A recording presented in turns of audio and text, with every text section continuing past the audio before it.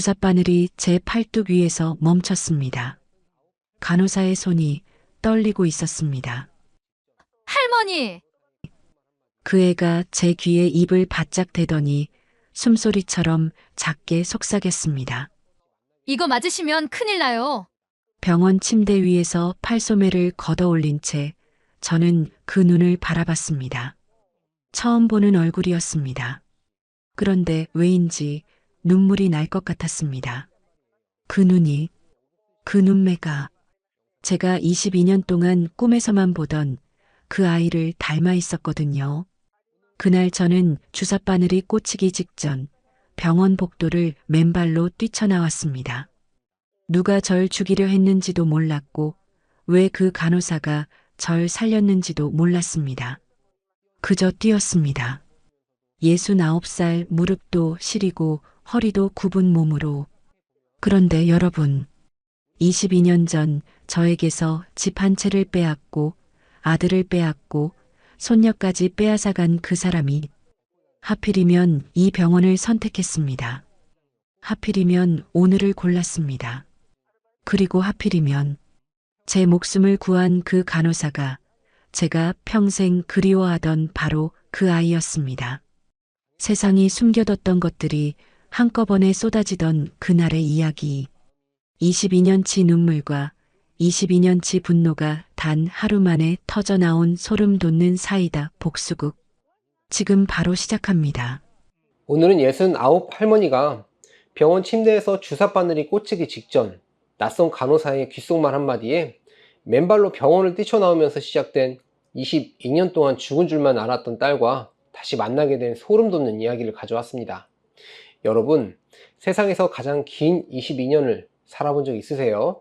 기다리는 사람도 없고 기다려주는 사람도 없이 그냥 버티는 것이 사는 것인 줄 알았던 그 시간 말이에요. 오늘 오복순 씨 할머니의 이야기. 그날 아침 6인실 병동 창문으로 스며드는 햇빛은 유독 희고 차가웠습니다. 소독약 냄새와 오래된 침구에서 올라오는 퀴퀴한 냄새가 섞인 공기가 방 안에 고여 있었고 천장 환풍기는 아침부터 쉬지 않고 낮게 웅웅거렸어요. 저는 입원복 소매를 팔꿈치 위까지 걷어 올리고 침대 난간에 등을 기댄 채 아침 주사 시간을 기다리고 있었습니다. 석 달째 반복되는 일과였죠. 저는 오분순, 올해 69입니다. 경기도 성남 변두리 작은 반지하에서 혼자 살다가 석 달 전 새벽에 갑자기 어지럼증으로 쓰러진 뒤 이 요양병원에 입원하게 됐어요. 병동 복도 쪽에서 약품 카트 바퀴 소리가 가까워졌습니다. 오늘은 처음 보는 얼굴의 간호사였어요. 이름표 아래에 파견 근무 첫날이라는 표식이 달려 있었는데 간호사는 카트를 제 침대 앞에 세우고 약병을 집어들었습니다. 그러더니 처방전과 약병을 번갈아 들여다봤어요. 손이 멈췄습니다. 처음에는 꼼꼼한 사람이려니 했어요. 그런데 간호사의 눈이 처방전 위 약품명 한 줄에서 꼼짝을 않는 것이 보였습니다. 잠시 후 간호사는 주변 직원들의 시선을 살짝 훑더니 주삿바늘을 제 팔뚝 바로 위에서 멈췄어요. 그 애가 제 귀에 바짝 입을 댔습니다. 할머니, 이거 맞으시면 큰일 나요. 숨소리처럼 작고 낮은 목소리였어요. 저는 그 눈을 바라봤습니다. 처음 보는 얼굴인데 그 눈매가 이상하게 마음에 걸렸어요. 아는 사람도 아니고 본 적도 없는 얼굴인데 그 눈을 마주치는 순간 가슴 한가운데가 묵직하게 내려앉는 것이 느껴졌습니다. 22년 동안 꿈에서만 보던 눈매를 닮아 있었거든요. 여러분, 그 순간에 저는 그것이 단순한 착각인지 아니면 세상이 제게 무언가를 보여주려는 것인지 알 수가 없었습니다. 간호사는 재빠르게 처방전 전체를 휴대폰으로 촬영해 저장했어요. 그러더니 잠깐 자리를 피했다가 몇 분 만에 돌아와 조용히 제 팔을 잡았습니다. 보호자분이랑 여기 원장분이 아주 가까운 사이예요. 할머니, 지금 나가셔야 해요. 슬리퍼도 챙기지 못했습니다. 저는 그 애의 손을 잡고 형광등이 환하게 켜진 복도를 맨발로 걸어 나왔어요. 문이 열리는 순간 3월의 바람이 뺨을 세게 쳤지만 병동 안의 소독약 냄새가 뒤로 멀어지는 것이 오히려 오랫동안 막혀있던 숨이 트이는 것 같았습니다. 이 요양병원에 처음 오게 된 것은 석 달 전 일이었습니다. 그날 새벽 잠자리에서 일어나려는데 눈앞이 빙빙 돌더니 그대로 바닥에 쓰러졌어요. 정신을 차려보니 119 구급차가 아니라 낯선 사설 앰뷸런스 안이었는데 이미 이현석이 옆자리에 앉아 있었습니다. 이현석은 제가 재혼한 남편 이기봉이 22년 전 세상을 떠난 뒤로 가끔씩 찾아와 안부를 묻던 의붓아들이었어요. 피를 나눈 자식은 아니었죠. 이기봉이 전처와의 사이에서 낳은 아들이었습니다. 이현석이 앰뷸런스 안에서 제 손을 잡으며 말했어요. 어머니, 제가 잘 아는 병원인데요. 어르신들 모시는 데는 거기가 최고래요. 저는 어지럼증에 정신이 반쯤 나간 상태라 그 말이 고맙기만 했지 의심할 여유가 없었습니다. 처음 이 병원에 도착하던 날 원장 최병삼은 손수병동까지 내려와 어머니 잘 모실게요. 걱정 마세요 하며 활짝 웃었더라고요. 그 웃음이 반가웠어요. 나중에 알게 된 것이지만 최병삼은 이현석과 수년째 서로 이익을 주고받는 사이였습니다. 최병삼은 제가 입원한 첫날부터 뇌압 안정제라는 이름을 붙인 주사를 매일 처방했는데 처방 전에 적힌 약품명과 실제 약병 안의 성분이 달랐던 거죠. 그 주사는 고용량 진정제였습니다. 석 달 동안 그것을 맞으면서 저는 점점 무언가가 흐릿해지는 것을 느꼈어요.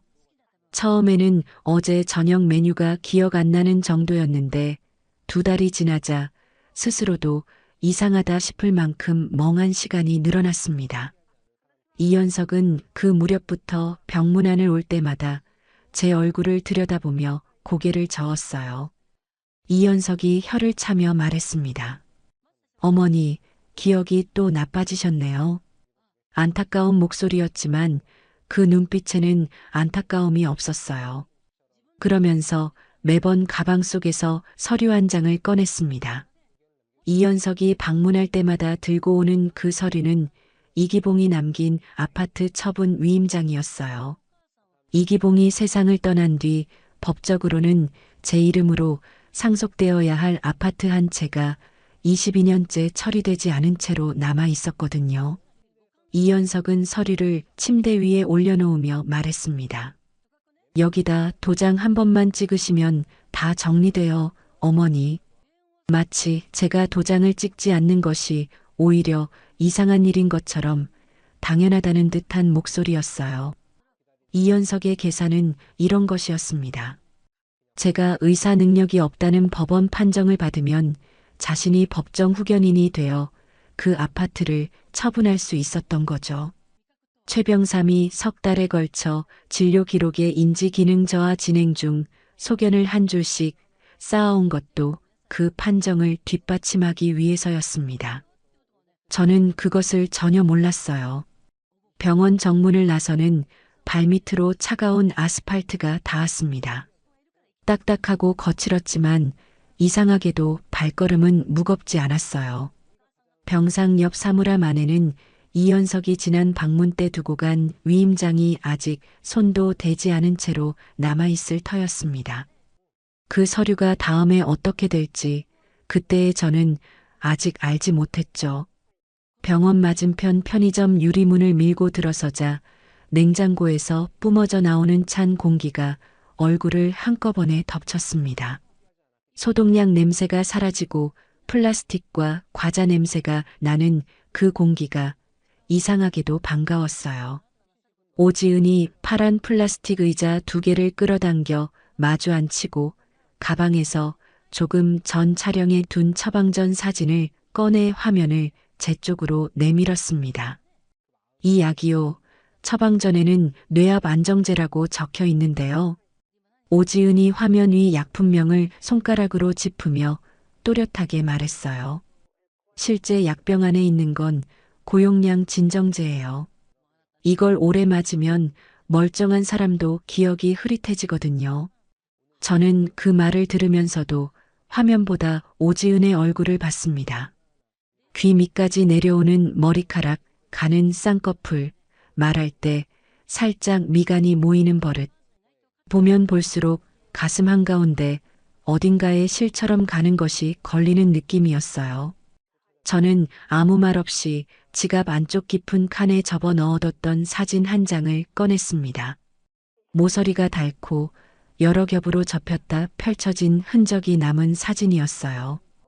22년 전 이기봉이 한강공원에서 찍어준 저와 16살 딸이 나란히 서 있는 마지막 사진이었습니다.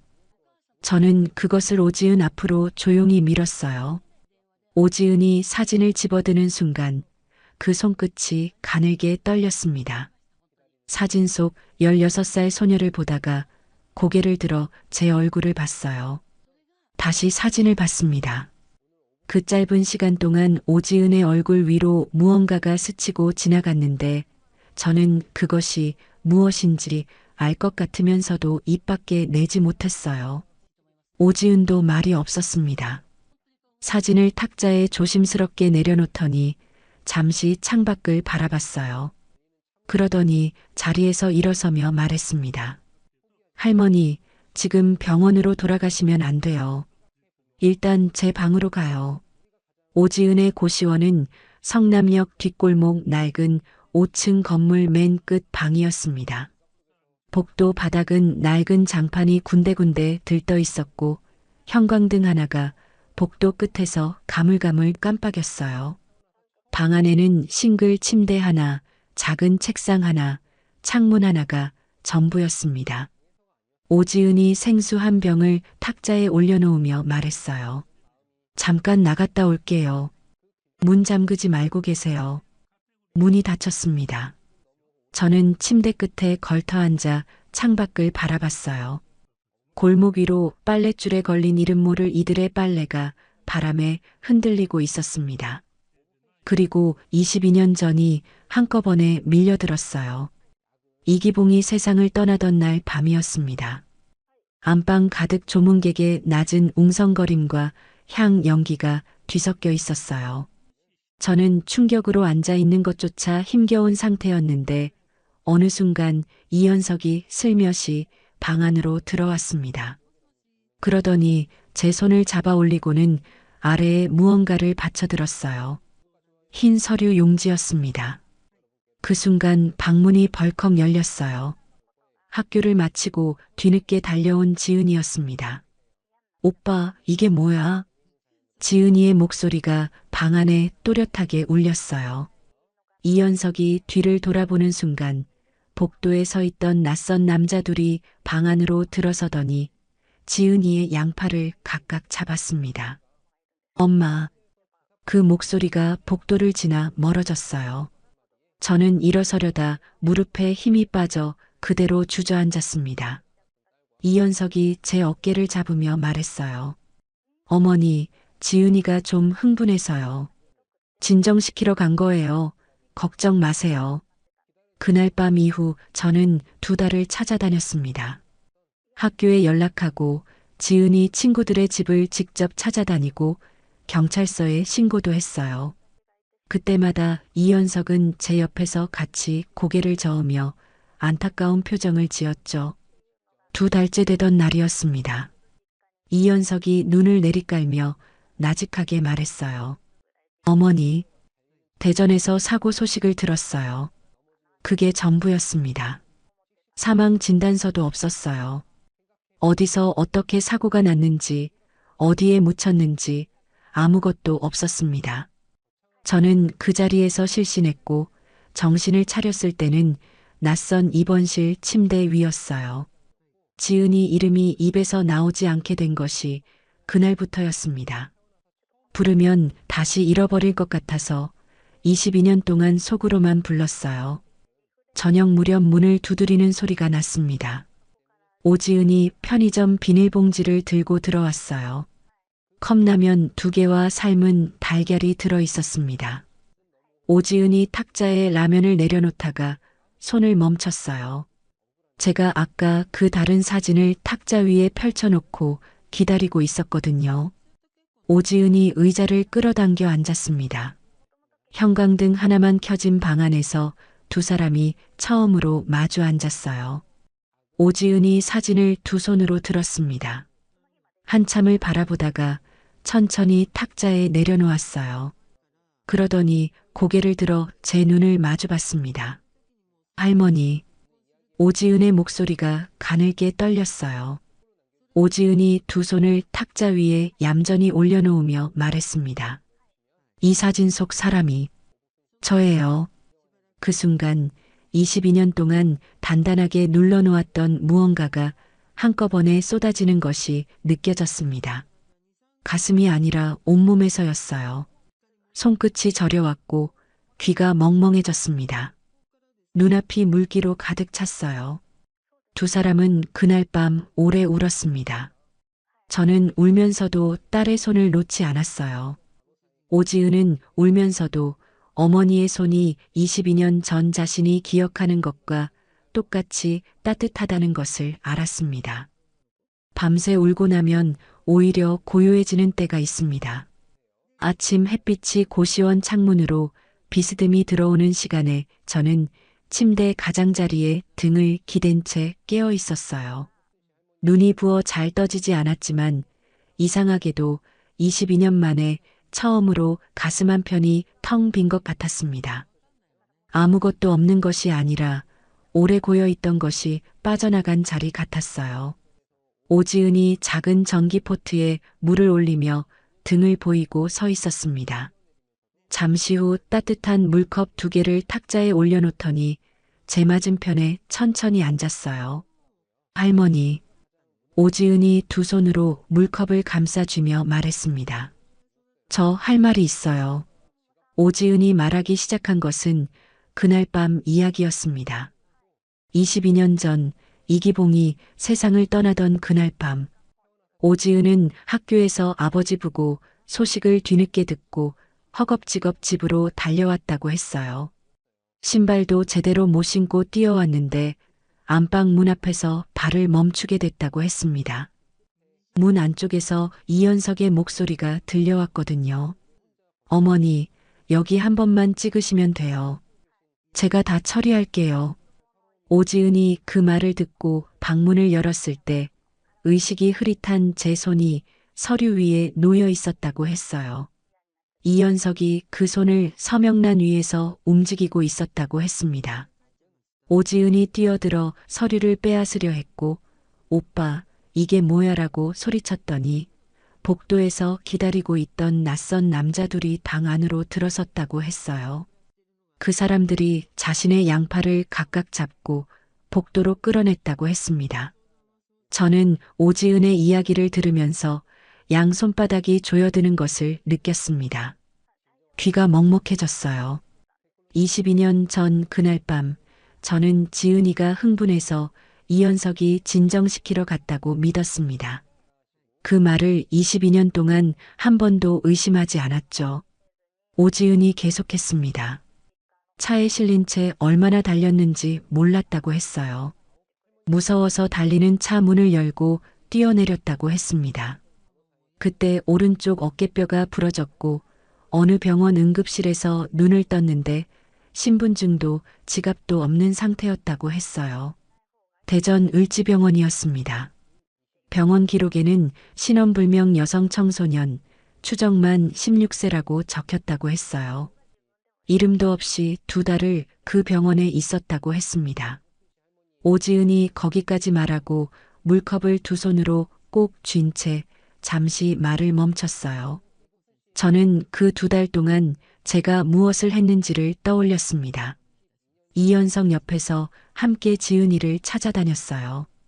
이현석은 제 바로 옆에서 경찰서 접수증을 들고 고개를 저으며 어디 있는 거냐고 혀를 찼습니다. 그 2달 동안 지은이는 대전 병원 침대에 이름도 없이 누워 있었던 거죠. 목구멍 깊은 곳에서 뜨거운 것이 치밀어 올라 더 이상 삼킬 수가 없었습니다. 한참 뒤에 오지은이 다시 입을 열었어요. 그것만이 아니에요. 오지은의 목소리가 조금 달라졌습니다. 단단하게 눌러놓은 것을 꺼낼 때 나오는 목소리였어요. 퇴원하고 나서 18살에 옛날 집 주소로 찾아갔는데 이미 다른 가족이 살고 있었다고 했습니다. 전화번호도 없고 아는 사람도 없어서 포기했다고 했어요. 그러다 22살이 됐을 때 간호학원 첫 월급을 받던 날 이현석의 사무실을 수소문해 직접 찾아갔다고 했습니다. 어머니를 만나고 싶다고 했더니 이현석이 처음에는 반갑다는 듯 자리에 앉히고 물도 한 잔 가져다 줬다고 했어요. 그러더니 오지은이 한 말을 듣고 얼굴이 굳어지며 말했다고 합니다. 어머니가 너 다시는 보고 싶지 않다고 하셨어. 네가 나타나면 충격받아 쓰러지신다고.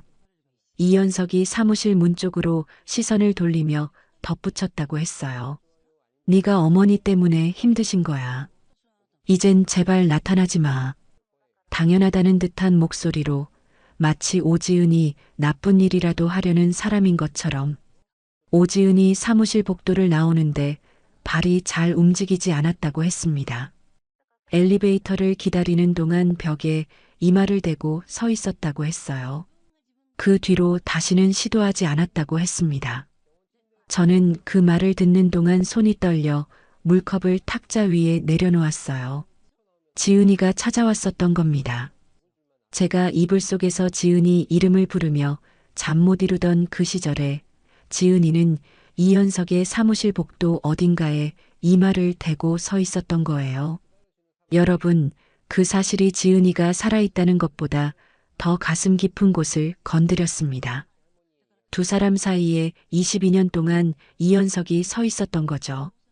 저녁이 되어 오지은의 휴대폰이 울렸습니다. 모르는 번호였어요. 오지은이 화면을 확인하다가 손가락이 멈췄습니다. 문자였어요. 오지은이 천천히 화면을 제 쪽으로 돌려 보여줬습니다. 거기에는 이렇게 적혀 있었어요. 이현정입니다. 저도 그날 밤 거기 있었어요. 이제 말할 수 있어요. 방 안에 한동안 아무 소리도 없었습니다.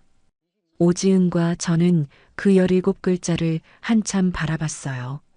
한편 그 시각 이현석은 법무사에게 전화를 걸고 있었습니다. 오분순이 병원에서 사라진 지 사흘이 지났는데도 소재를 파악하지 못했고 법원에 제출한 성년 후견인 지정 신청은 본인이 직접 출석해야 한다는 보정 명령이 내려온 상태였어요.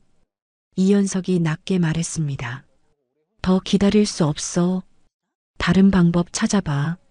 전화를 끄는 이현석의 손에 쥔 휴대폰 화면이 꺼졌어요. 그 시각 고시원 방 안에서 오지은이 이현정에게 답장을 보내고 있었습니다. 내일 오전에 만날 수 있을까요? 전송 버튼을 누르는 오지은의 손이 이번에는 떨리지 않았어요. 다음 날 오전 10시였습니다. 고시원 앞 골목에 검은 재킷을 입고 두 손을 모아 쥔 채 서 있는 사람을 보는 순간 저는 문 앞에서 발이 잠깐 멈췄어요. 22년 만이었습니다. 이기봉의 딸, 이현석의 여동생, 그날 밤 그 자리에 있었던 사람. 오지은이 먼저 걸어나가 이현정 앞에 섰고 저는 천천히 그 뒤를 따랐어요. 이현정이 저를 보자마자 허리를 깊이 숙였습니다. 고개를 드는데 한참이 걸렸어요. 눈두덩이가 빨갛게 부어 있었습니다. 근처 작은 분식집으로 자리를 옮겼어요. 점심시간 전이라 손님이 없었습니다. 이현정이 플라스틱 의자에 앉자마자 찻잔을 두 손으로 감싸 쥐고 천천히 말을 꺼냈어요. 22년 전 그날 밤 자신도 그 자리에 있었다고 했습니다. 오빠가 의식이 흐릿한 오분순의 손을 서류 위에서 움직이는 것을 봤고 말리려다가 이현석의 눈빛에 굳어버렸다고 했어요. 오지은이 뛰어들어 소리치고 낯선 남자들에게 끌려나가는 것을 그 자리에 서서 바라만 봤다고 했습니다. 이현정이 찻잔에서 눈을 내리깔며 말했어요. 그날 밤 오빠가 저한테 그랬어요. 이현정이 숨을 고르더니 이현석의 목소리를 그대로 옮겼습니다. 너도 그 자리에 있었으니까 공범이야. 입 열면 같이 감옥 가. 23살이었다고 했어요. 그때는 아무 힘도 없었다고 했습니다. 이후로 이현석이 생활비를 대고 집을 구해주고 일자리를 연결해줬다고 했어요. 그 돈이 어디서 나온 것인지 알면서도 눈을 감았다고 했습니다. 그게 22년이 됐다고 했어요. 저는 이현정의 말을 들으면서 창밖을 바라봤습니다. 이현정을 용서해야 하는지 원망해야 하는지 그것조차 아직 알 수 없었어요. 그런데 이상하게도 이 사람이 22년 동안 그 서랍을 들여다보며 살았을 밤들이 먼저 떠올랐습니다. 이현정이 말을 이었어요. 그러다가 얼마 전에 오빠 소개로 최병산 병원에서 건강검진을 받았어요. 담당 간호사가 실수로 비슷한 연배 어머니 환자분도 같은 약을 쓰고 계신다고 말했다고 했습니다. 이현정이 그 약품명을 물어보고 집에 와서 찾아봤더니 진정제였다고 했어요. 재산 문제는 오빠 눈을 감을 수 있었어요. 이현정이 처음으로 제 눈을 제대로 마주쳤습니다. 그런데 이건 아니잖아요, 어머니. 이현정이 가방에서 봉투 하나를 꺼내 탁자 위에 올려놓았어요. 22년 전 서류 사진들이 들어 있었습니다. 오분순 서명란 위에 전혀 다른 필체가 덧씌워진 흔적이 선명하게 찍혀 있었어요. 죄책감에 몰래 찍어뒀다고 했습니다. 버리지도 못하고 22년을 서랍 맨 아래에 넣어뒀다고 했어요. 오지은이 사진들을 하나씩 꺼내 확인하는 동안 저는 그 종이들을 바라봤습니다. 저를 22년 동안 짓눌러온 것들의 뿌리가 이 사진 안에 찍혀 있었어요. 그것을 이현정이 혼자 안고 22년을 살았다는 것이 이 사람이 어떤 시간을 견뎌왔을지 짐작하게 했습니다. 이현정이 자리에서 일어서려다 한마디를 더 했어요. 오빠가 몇 년 전에 저한테 지시를 한 적이 있어요. 아버지 옛날 사업 파트너 중에 최만식이라는 분이 아버지 유품 관련 서류를 갖고 있다는 소문이 있는데 절대 연락이 닿지 않게 하라고요.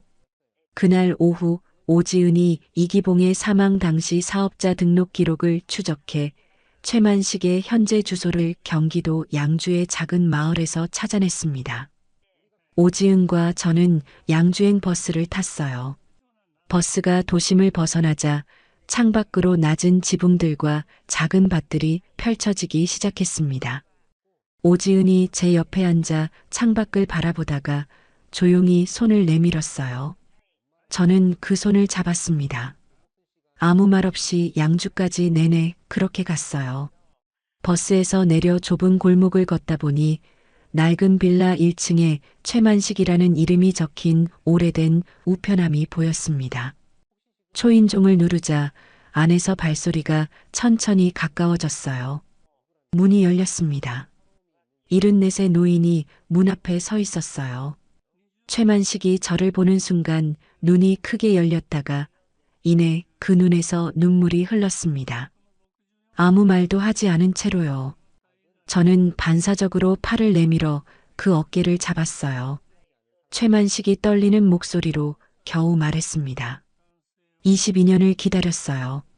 이기봉 씨가 꼭 전해달라고 했는데 방 안으로 들어서자 오래된 나무 냄새와 장판 냄새가 섞인 공기가 났습니다. 최만식이 안방 장롱 위 높은 칸에서 낡은 나무 상자를 두 손으로 조심스럽게 내렸어요. 22년 동안 손이 닿지 않은 자리였다고 했습니다. 이현석이 오분순의 연락처를 주변에 알리지 말라고 여러 차례 압박해왔고 수소문을 해봐도 번번이 막혔다고 했어요. 그렇게 기다리다 보니 22년이 됐다고 했습니다. 나무 상자 안에 봉투 하나가 들어 있었어요. 세월에 누렇게 바랜 봉투였습니다. 봉투 겉면에 이기봉의 손글씨로 분순이에게라고 적혀 있었어요. 저는 그 세 글자를 보는 순간 손이 멈췄습니다. 22년 전 이기봉이 쓴 글씨였어요. 오지은이 제 손 위에 자신의 손을 살며시 얹었습니다. 저는 봉투를 천천히 열었어요. 안에는 세 가지가 들어 있었습니다. 이기봉의 친필 편지 한 통, 이현석이 생전에 이기봉에게 명예 대여를 여러 차례 압박한 정황을 날짜별로 메모한 수첩 페이지 사본, 그리고 오분순 단독 명의로 개설된 적금 통장 사본이었어요. 저는 편지부터 펼쳤습니다. 이기봉의 손글씨는 22년이 지났는데도 종이 위에서 살아있었어요. 읽어 내려가는 손이 떨렸습니다. 자신이 세상을 떠나고 나면 이현석이 분순이를 가만두지 않을 것 같아 마음이 놓이지 않는다고 했어요. 이현석이 살아생전에도 몰래 분순이 명예 서류를 손대려 한 적이 있었다고 했습니다. 지은이 대학 교육비로 조금씩 모아둔 통장이 봉투 안에 들어있으니 꼭 지은이한테 전해달라고 했어요. 그리고 마지막 줄이었습니다. 지은이가 씩씩하게 잘 자라줄 거라 믿는다. 저는 그 문장 앞에서 더 읽어 내려갈 수가 없었어요. 눈앞이 흐려졌습니다. 이기봉은 22년 전에 이미 알고 있었어요. 지은이가 어떤 일을 겪든 결국 씩씩하게 자라날 것이라는 것을. 그리고 그 믿음은 틀리지 않았습니다. 제 옆에 앉아 있는 사람이 그 증거였어요. 오지은이 제 어깨에 이마를 기댔습니다. 최만식이 자리를 피해 부엌으로 들어가는 소리가 났어요. 우리는 낡은 방 안에서 한참을 그렇게 있었습니다. 창밖으로 양주의 늦은 오후 햇빛이 방 안으로 비스듬히 들어오고 있었어요. 버스를 타고 돌아오는 길, 오지은이 차창 밖을 바라보다가 조용히 말했습니다. 어머니, 이제 준비해요. 저는 고개를 끄덕였어요. 손에 쥔 봉투 안에서 이기봉이 22년 전에 만들어둔 것들이 지금 우리가 싸울 수 있는 무기가 되고 있었습니다. 한편 그 시각 이현석은 법원에서 보정 명령서를 받아들고 법무사에게 다시 전화를 걸고 있었어요. 이현석은 아직 몰랐습니다. 22년 전 아버지가 남긴 봉투 하나가 지금 양주에서 성남으로 오는 버스 안에 있다는 것을. 양주에서 돌아온 다음 날 아침 오지은과 저는 대전행 버스를 탔습니다. 을지병원까지는 2시간이 걸렸어요. 버스 안내내 오지은은 이기봉의 편지와 서류 사진들을 무릎 위에 올려놓고 순서대로 정리했습니다. 손끝은 차분하게 움직이고 있었지만 서류를 집어드는 손가락 끝이 미세하게 떨리는 것을 저는 옆에서 보고 있었어요. 을지병원 원무과 직원은 22년 전 신원불명 입원 기록을 찾아달라는 말을 듣고 잠시 멈칫했습니다. 그러더니 잠깐 기다려주세요라며 안쪽으로 들어갔어요. 20분쯤 지났을까요? 직원이 먼지가 앉은 두꺼운 파일 하나를 두 손으로 들고 나왔습니다. 창고 맨 아래 칸에 있었다고 했어요. 오지은이 파일을 펼쳤습니다. 신원불명 여성 청소년. 추정만 16세. 우측 쇄골골절. 입원 기간 61일. 입원 날짜가 적혀 있었어요. 오지은이 그 날짜 옆에 손가락을 올려놓고 이현석이 오분순에게 대전에서 사고 소식을 들었어요 라고 말한 날짜를 종이에 적어 나란히 맞춰봤습니다. 이틀 차이였어요. 이현석이 오분순에게 그 말을 건넨 날 오지은은 이미 이 병원 침대에 살아서 누워 있었던 거죠. 저는 그 두 날짜를 번갈아 바라봤습니다. 숫자 2개가 22년 동안 제가 믿어온 것을 단번에 무너뜨리고 있었어요. 오지은이 담당 직원에게 기록 사본을 요청했고 직원은 복사기 앞으로 걸어갔습니다. 복사기가 돌아가는 소리가 원무과 안에 낮게 울렸어요. 성남으로 돌아오는 버스 안에서 오지은의 휴대폰이 진동했습니다. 화면을 확인하더니 오지은이 제 쪽으로 폰을 내밀었어요. 최병삼 이름으로 온 문자였습니다. 내용은 짧았어요. 보건당국에 잦은 진술서를 제출했다고 했습니다. 오지은이 화면을 보며 조용히 말했어요. 자기가 먼저 들어간 거예요. 저는 그 말의 뜻을 알았습니다. 최병삼은 자신이 처방 기록을 직접 작성했기 때문에 그 기록이 증거로 제출되면 자신에게도 불리하다는 것을 알고 있었던 거죠. 이현석 옆에서 같이 처벌받느니 먼저 나가서 형량을 줄이는 쪽을 선택한 거예요. 그 진술서 안에는 이현석이 처방 내용을 구체적으로 지시한 날짜와 방식이 담겨 있을 터였습니다. 오지은이 창밖을 잠시 바라보다가 가방에서 파일을 꺼냈어요. 을지병원 입원 기록 사본, 처방 전 사진, 최병삼 자진 진술 문자, 이현정의 서류 사진, 이현석의 서명 위조 흔적, 이기봉의 친필 편지를 하나씩 순서대로 정리해 파일에 끼워 넣었습니다. 다 되고 나서 파일 표지를 덮었어요. 두껍지 않았습니다. A사 용지 몇 장이었어요. 그런데 그 얇은 파일 안에 22년이 다 들어 있었습니다. 고시원에 돌아오자 오지은의 휴대폰으로 이현정에게서 연락이 왔어요. 이현석이 오늘 오전 이기봉의 형 이기두를 비롯한 친척들에게 연락을 돌렸다고 했습니다. 어머니 치매가 심해져서 법적 관리를 맡으려 한다는 내용이었다고 했어요. 사흘 후 토요일 오후에 친척 모임을 소집했다고 했습니다. 이현정이 말했어요. 오빠가 그 자리에서 최병삼 진료 기록을 나눠주려고 인쇄해뒀어요. 저도 초대받았어요. 오지은이 전화를 끊으며 파일을 탁자 위에 올려놓았습니다. 이현석은 자신이 가장 유리한 자리라고 믿는 곳에 친척들을 모아놓은 거였어요. 자신이 직접 만든 자리에 자신이 들어가려는 거였죠. 오지은이 저를 바라보며 물었습니다. 어머니, 가실 수 있어요? 저는 잠깐 파일을 내려다봤어요. 22년 전에는 지은이 하나 지키지 못했습니다. 이번에는 달랐어요. 가자. 사흘이 어떻게 지나갔는지 잘 모르겠습니다. 오지은은 매일 아침 파견 근무를 마치고 돌아와 파일을 다시 한번 점검했어요. 빠진 것은 없는지, 날짜가 맞는지, 순서가 맞는지를 확인했습니다. 모임 전날 저녁이었어요. 오지은이 야간 근무를 마치고 돌아오자 저는 주방에 서 있었습니다. 냄비 2개가 불 위에 올려져 있었어요. 오지은이 가방을 내려놓으며 멈칫했습니다. 어머니, 뭐해요?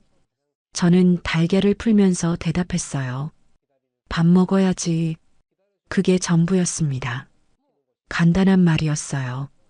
그런데 오지은이 한동안 주방 입구에 서서 움직이지 않았습니다. 저는 모른 척하고 계란말이를 뒤집었어요. 작은 밥상에 된장찌개 하나, 계란말이 하나를 놓고 두 사람이 마주 앉았습니다. 22년 동안 저 혼자 마주하던 밥상이었어요. 오지은의 젓가락이 그 밥상에 놓였습니다. 두 사람은 한동안 말없이 밥을 먹었어요. 오지은이 계란말이를 한 조각 집어들다가 잠시 멈췄습니다. 그러더니 조용히 말했어요. 어머니, 이 계란말이가 제가 기억하는 맛이에요. 저는 아무 말도 하지 않았습니다. 오지은의 밥그릇에 계란말이를 한 조각 더 올려줬어요. 오지은이 고개를 숙인 채 밥을 먹었습니다. 22년 전이나 지금이나 달걀 2개에 소금 한 꼬집이었어요. 이 아이가 기억하는 그 맛을 제가 잊어본 적이 없었다는 것을 저는 말하지 않았습니다. 밥상을 치우고 나서 저는 방 안에 혼자 앉아 이기봉의 편지를 다시 꺼냈어요. 마지막 줄을 손으로 짚었습니다. 지은이가 씩씩하게 잘 자라줄 거라 믿는다. 이기봉이 이 문장을 쓰던 날 지은이는 16살이었어요. 22년이 지나 그 아이는 38이 됐습니다. 병원에서 일하고 혼자 고시원 밥을 먹고 달리는 차 문을 열고 뛰어내리고도 살아남아 지금 저 방에서 내일 들고 갈 파일을 다시 한번 펼쳐보고 있었어요. 당신 말이 맞았어요. 이기봉 씨. 씩씩하게 잘 자랐어요. 한편 그 시각 이현석은 내일 친척 모임에서 나눠줄 최병삼의 진료 기록 인쇄물을 봉투에 넣고 있었습니다. 오분순의 소재를 아직 파악하지 못했지만 친척들 앞에서 먼저 그 기록을 공개하면 이후 어떤 이야기가 나와도 자신이 유리한 자리에 있을 것이라 계산하고 있었어요.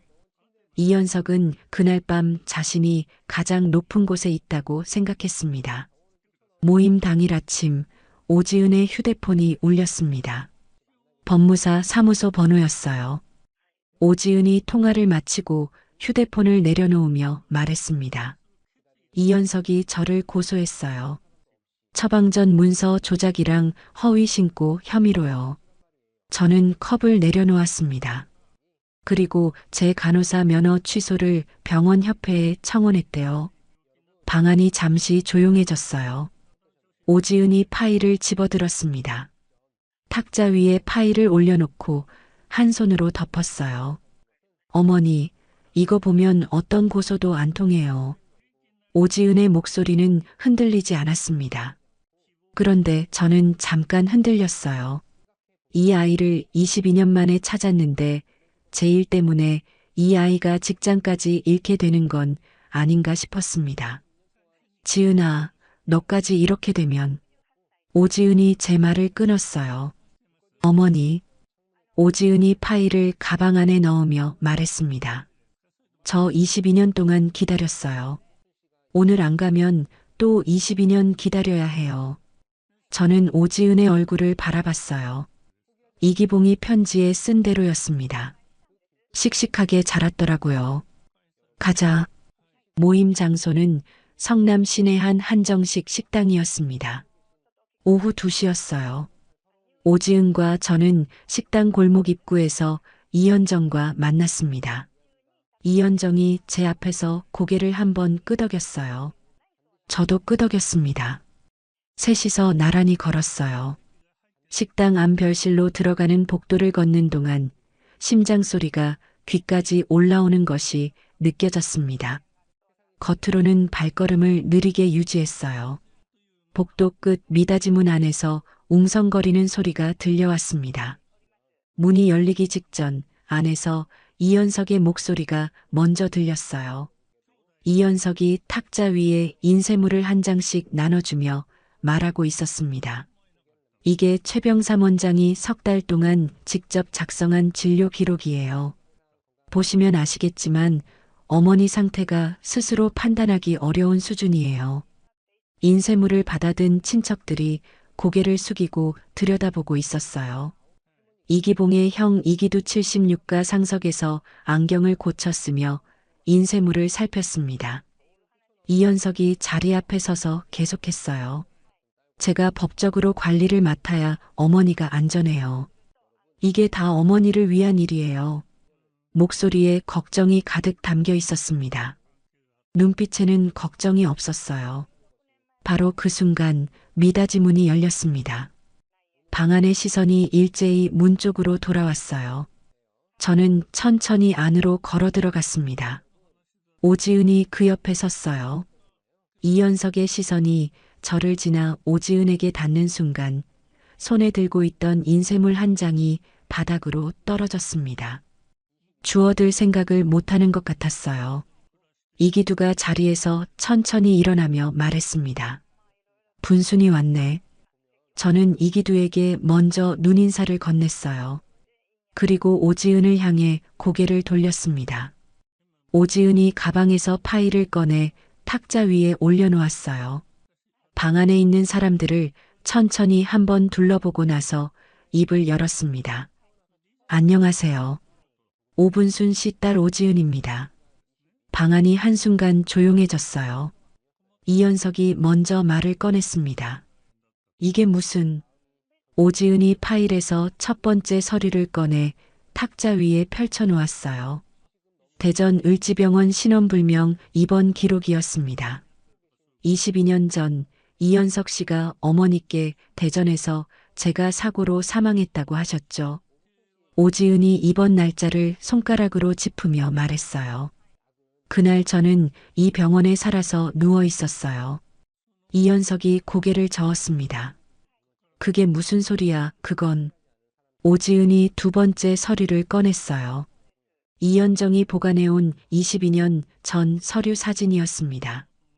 오분순의 서명란 위에 전혀 다른 필체가 덧씌워진 흔적이 찍혀 있었어요.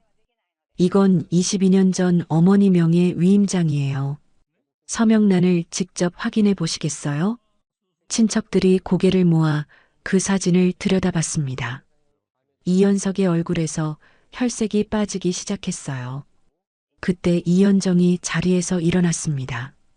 저도 그날 밤 그 자리에 있었어요. 방 안에 있던 사람들의 시선이 이현정에게로 돌아갔어요. 이현정이 자신이 본 것을 말하기 시작했습니다. 이현석이 의식이 흐릿한 오분순의 손을 서류 위에서 움직인 것, 오지은이 뛰어들어 소리치다 낯선 남자들에게 끌려나간 것, 자신이 그 자리에 서서 바라만 봤다는 것을. 이현석이 소리쳤어요. 이건 다 꾸며낸 거야. 방 안에 그 목소리만 크게 울렸습니다. 아무도 맞장구를 치지 않았어요. 저는 가방에서 봉투를 꺼냈습니다. 이기봉의 친필 편지였어요. 탁자 위에 펼치지 않고 제가 직접 읽었습니다. 이현석이 살아생전에도 명의를 빼앗으려 한 적 있다는 것, 자신이 떠나고 나면 오분순을 부탁한다는 것, 지은이 교육비로 모아둔 통장을 꼭 전해달라는 것. 그리고 마지막 줄이었어요. 지은이가 씩씩하게 잘 자라줄 거라 믿는다. 방 안이 완전히 조용해졌습니다. 이기두가 안경을 벗으며 눈가를 짚었어요. 이현석이 한 발 뒤로 물러서다가 등받이 없는 의자 모서리에 걸쳐 주저앉았습니다. 이현석이 간신히 입을 열었어요. 어머니, 이건 제가 다 설명할 수 있어요. 오해예요. 저는 대답하지 않았습니다. 이현석이 목소리를 낮추며 말했어요. 지금이라도 다 취소할 수 있어요. 아파트 처분도 안 하면 되잖아요. 제가 직접 모시고 살면 되는 거 아니에요. 당연하다는 듯한 목소리였습니다. 마치 자신이 잘못한 일이 없는 것처럼요. 저는 이현석을 바라봤어요. 그리고 탁자 위에 인쇄물을 조용히 올려놓았습니다. 최병삼의 자진 진술서 사본이었어요. 이건 최병삼이 보건당국에 직접 제출한 거야. 네가 처방 내용을 지시한 날짜가 여기 다 적혀 있어. 이현석의 입술이 움직였지만 소리가 나오지 않았습니다. 저는 자리에서 일어섰어요. 이기봉 씨는 너를 이런 사람으로 키우지 않았어. 방 안 친척들 사이에서 아무 말도 나오지 않았습니다. 저는 오지은과 이현정을 돌아봤어요. 셋이서 나란히 방문을 나섰습니다. 등 뒤로 이현석이 의자를 밀치는 소리가 났어요. 그 소리가 멀어졌습니다. 복도를 걸어 나오는 발걸음이 들어올 때보다 훨씬 가벼웠어요. 식당 골목을 나서자 3월의 바람이 다시 뺨을 쳤습니다. 이현정이 오분순과 오지은을 한 번씩 바라보다가 조용히 고개를 숙이고 걸어갔어요. 오지은이 제 팔에 손을 얹었습니다. 어머니, 다 됐어요. 저는 골목 끝 하늘을 잠깐 올려다봤어요. 이기봉이 편지를 쓰던 날, 22년 뒤 이런 날이 올 것이라고 알았을까요? 모르겠습니다. 그래도 괜찮았어요. 그날 방 안에 탁자 위에는 이현석이 그토록 공들여 인쇄해온 최병삼의 진료 기록이 아무도 들여다보지 않은 채 그대로 남겨져 있을 터였습니다. 가족 모임에서 돌아온 그날 밤 고시원 방 안이 오랫동안 조용했습니다. 오지은은 파일을 탁자 위에 내려놓고 창밖을 바라봤어요. 저는 침대에 걸터 앉아 두 손을 무릎 위에 올려놓고 있었습니다. 무언가 끝난 것 같으면서도 아직 끝나지 않았다는 것을 알고 있었어요. 이현석이 그냥 물러날 사람이 아니라는 것쯤은 22년을 겪어봐서 알고 있었거든요. 다음 날 아침이었습니다. 이현석에게서 문자가 왔어요. 변호사를 선임했다고 했습니다. 오지은이 제출한 처방전 신고는 악의적으로 조작된 증거라고 주장할 것이며 최병삼의 자진 진술은 본인의 잘못을 덮으려는 단독적인 거짓 진술이라는 반박 서류를 이미 만들었다고 했어요. 어머니한테 한 번만 더 기회를 드리는 거예요. 지금이라도 돌아오시면 이 모든 걸 없었던 일로 할 수 있어요. 오지은이 그 문자를 소리내어 읽고 나서 휴대폰을 탁자에 내려놓았습니다. 어머니, 최병삼이 자진 진술서에 이현석의 지시 날짜와 방식을 다 적었어요. 통화 기록도 있고요. 오지은이 파일을 펼치며 덧붙였어요. 반박할 수 있는 서류가 없어요. 오후가 되자 이번에는 전화가 왔습니다. 이현석의 번호였어요.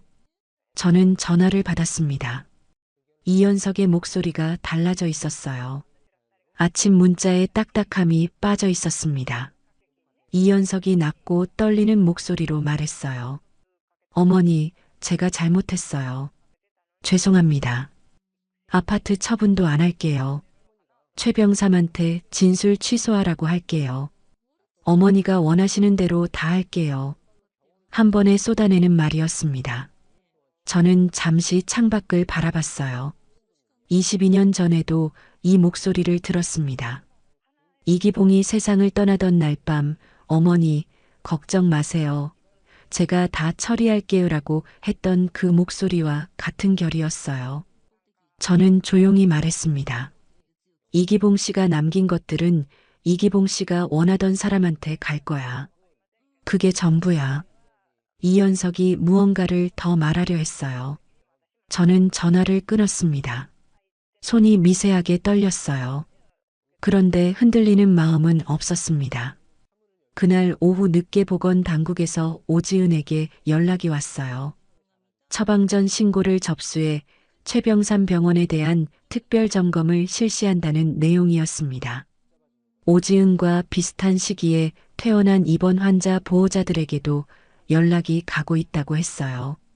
오분순 외에 비슷한 방식으로 피해를 입은 환자가 더 있을 수 있다는 거죠. 이틀 뒤 경찰에서 이현석에게 출석 요청서가 날아갔습니다. 이현정의 진술서와 을지병원 신원불명 입원 기록이 맞물리면서 22년 전 미성년자 강제유기와 허위 사실 유포 혐의로 조사가 시작됐어요. 이현석이 수년간 거래해온 건설업 거래처 두 곳에서 그 소식을 들었고 일주일 안에 계약 해지 통보가 연달아 들어왔다고 이현정에게서 전해 들었습니다. 그로부터 열흘 뒤였어요. 오지은과 저는 법원 앞 작은 카페에 앉아 있었습니다. 오지은이 탁자 위에 서류 봉투 하나를 올려놓았어요. 법원에서 이기봉의 유산 중 제 명의로 상속되어야 할 아파트에 대한 상속 회복 청구를 인용했다는 결정문이었습니다. 22년 전 위임장은 의식이 없는 상태에서 강박적으로 작성된 것으로 판단의 효력이 취소됐어요. 저는 그 결정문을 두 손으로 들었습니다. A사 용지 한 장이었어요. 30년 전 공장에서 야근을 밥 먹듯 하며 번 돈으로 마련한 집이 22년을 돌아 다시 제 이름 위에 올라와 있었습니다. 손 안에 있는 종이가 얇은데도 무게가 느껴졌어요. 한편 그 시각 이현석은 변호사 사무실 대기실 의자에 앉아 있었습니다. 보건당국 조사 결과 오분순 외에도 2명의 입원 환자가 비슷한 방식으로 피해를 입은 것이 확인됐고 최병삼 병원은 운영 중단 조치에 들어갔다는 소식을 그날 아침 문자로 받은 상태였어요. 이현석의 아내는 전날 짐을 싸서 친정으로 갔습니다. 마지막으로 남긴 말은 짧았다고 했어요. 나는 이런 일에 엮이고 싶지 않아.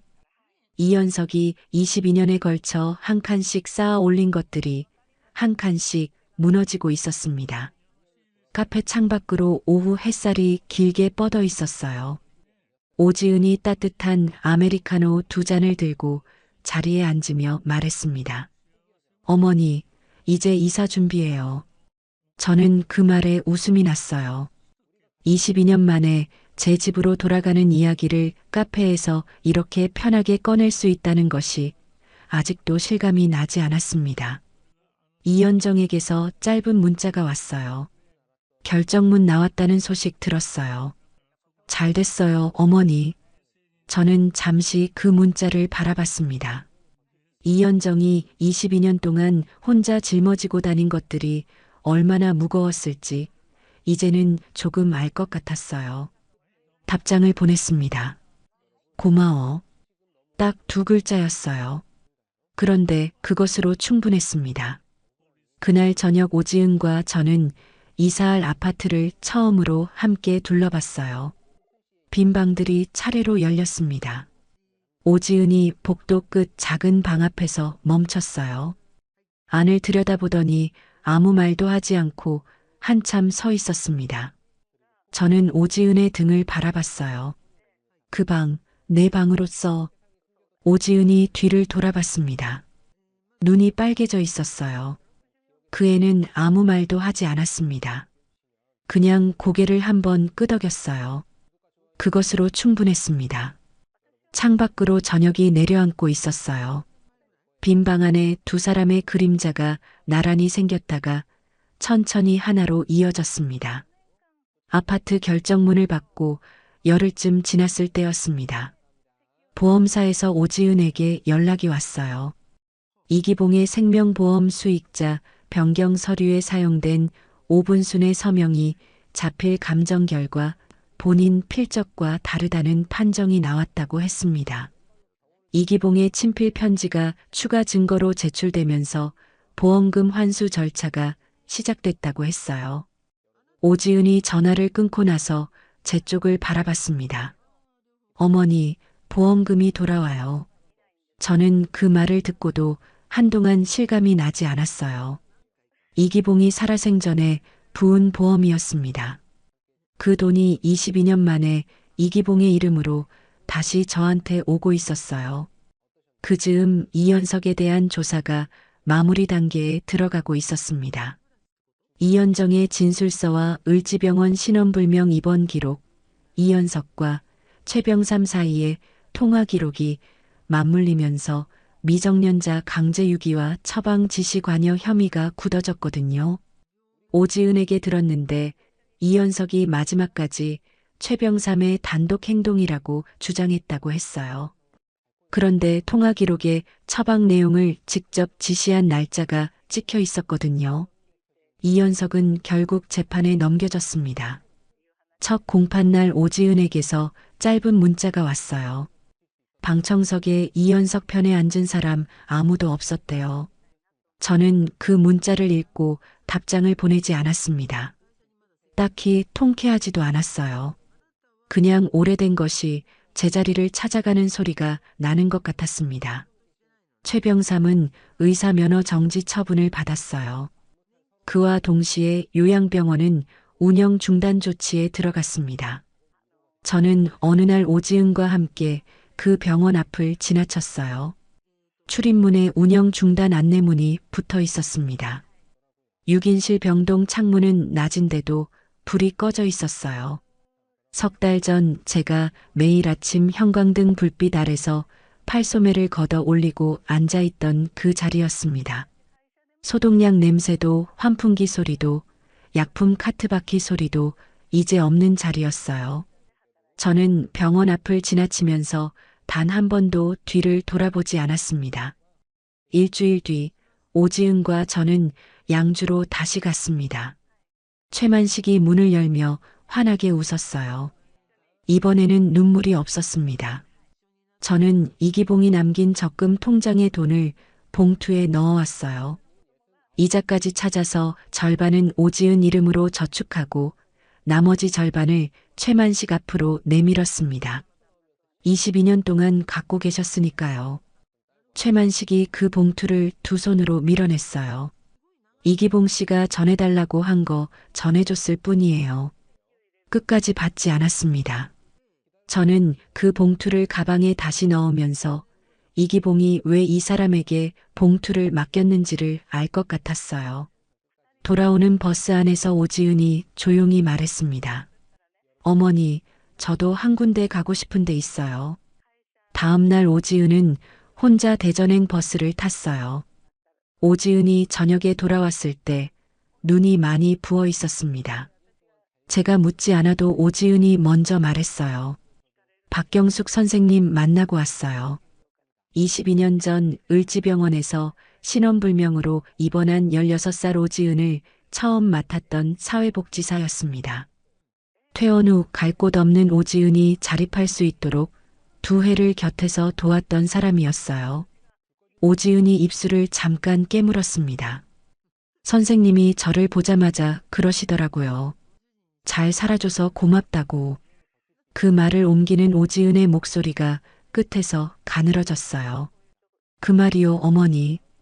오지은이 눈을 내리깔았습니다. 제가 22년 동안 기다린 말이었어요.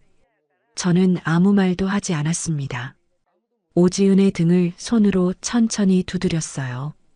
22년 전 그 아이가 을지병원 침대에서 혼자 천장을 바라보던 밤들이 지금 이 방 안에서 조용히 내려앉는 것 같았습니다. 그로부터 며칠 뒤 오지은과 저는 이기봉의 묘를 찾아갔습니다. 경기도 광주 납골공원이었어요. 22년 만이었습니다. 저는 납골암 앞에 작은 국화 한 송이를 놓았어요. 한참을 아무 말도 못했습니다. 할 말이 없어서가 아니었어요. 할 말이 너무 많아서 어디서부터 꺼내야 할지 몰랐거든요. 무릎 아래부터 차가운 기운이 올라왔어요. 그런데 눈물이 나지 않았습니다. 오지은이 납골암 앞에 무릎을 꿇고 앉아 조용히 말했어요. 아버지, 저 씩씩하게 잘 자랐어요. 그 순간이었습니다.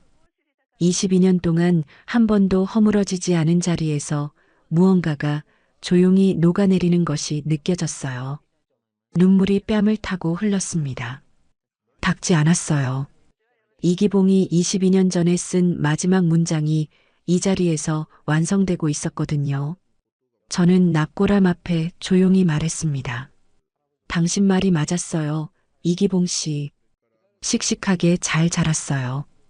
돌아오는 길에 오지은이 제 손을 잡았어요. 버스 안이 따뜻했습니다. 창밖으로 늦은 오후 햇살이 길게 뻗어 있었어요. 오지은이 어깨에 머리를 기대며 눈을 감았습니다. 얼마 지나지 않아 오지은의 숨소리가 고르게 들렸어요. 잠이 든 거였습니다. 저는 그 손을 놓지 않은 채로 창밖을 바라봤습니다. 22년 동안 빈자리였던 옆자리에 딸이 기대어 자고 있었어요. 그것만으로 충분했습니다. 그것만으로 이미 충분하고도 남았어요. 이사날 아침 트럭 한 대가 아파트 앞 골목에 섰습니다. 짐이 많지 않았어요.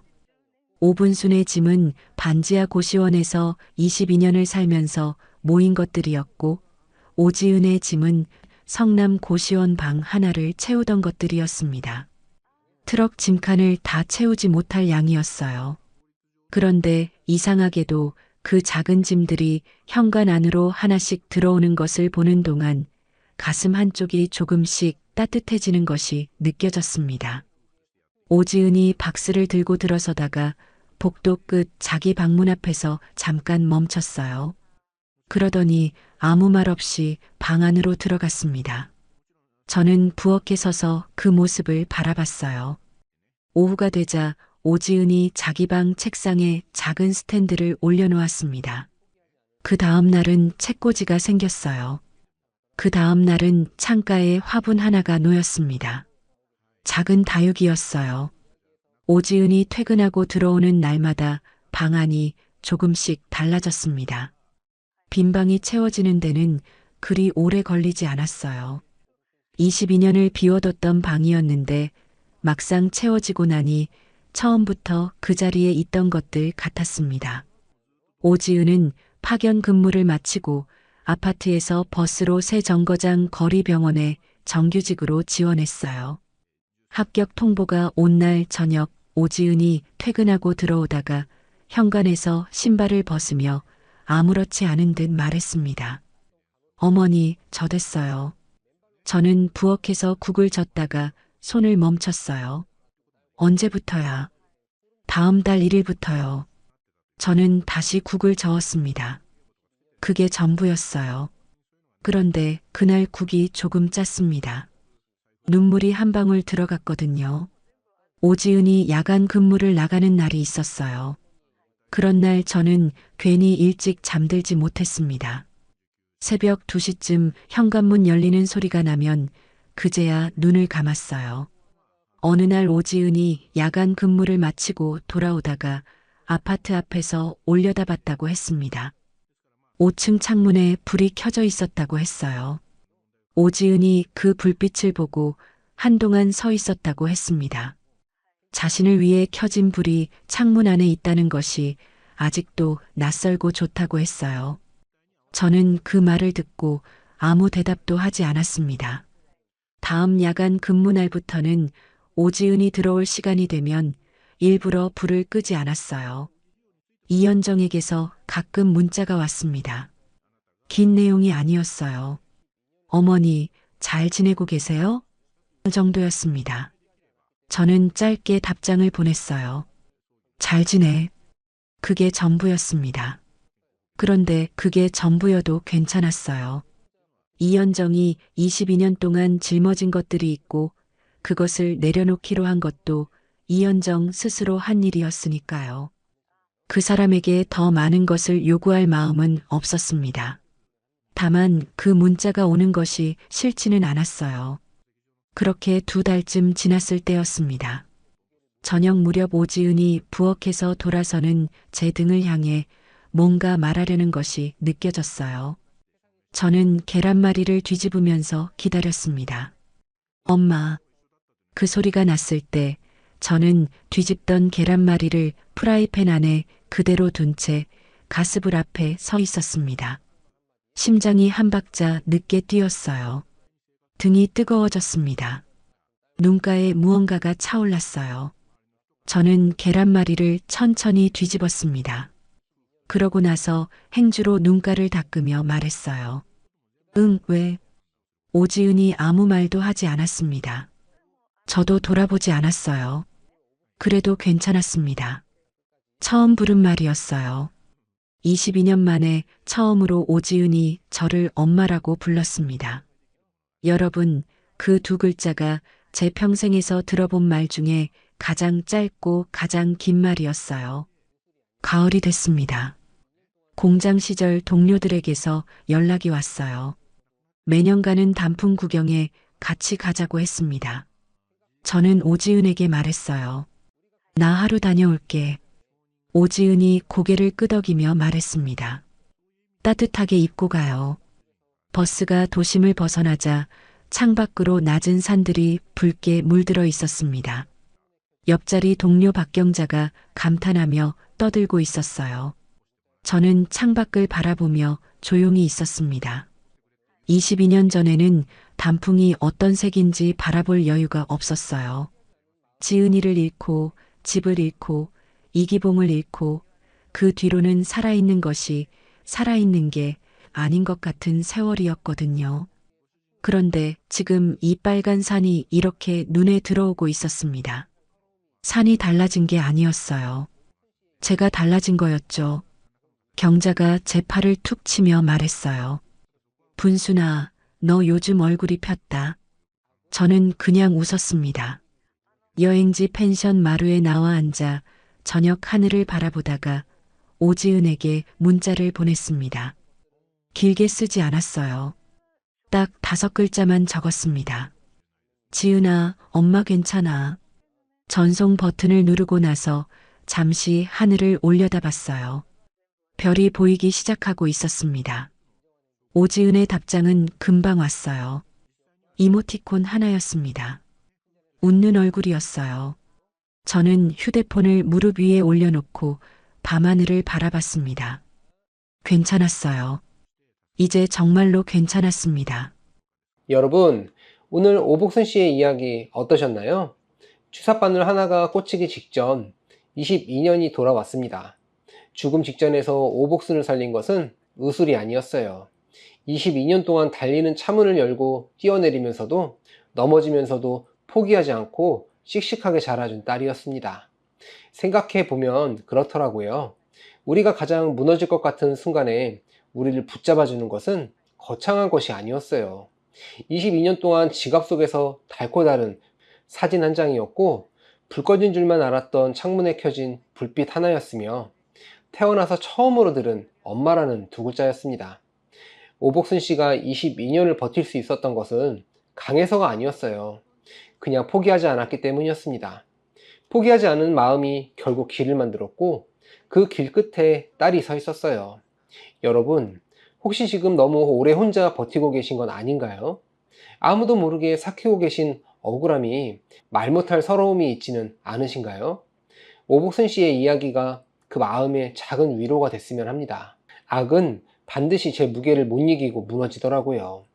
그리고 포기하지 않은 사람 곁에는 반드시 손을 내미는 사람이 나타나더라고요. 세상에 숨겨뒀던 것들은 결국 제때에 나오게 되어 있습니다. 오늘 이야기에서 가장 기억에 남는 장면이 있으셨나요? 댓글로 남겨주시면 제가 하나하나 읽어보겠습니다. 구독과 좋아요, 알림 설정을 눌러주시면 여러분께도 오복순 씨처럼 진정한 행복이 찾아올 거예요. 댓글로 시청하고 계신 지역과 의견을 남겨주세요.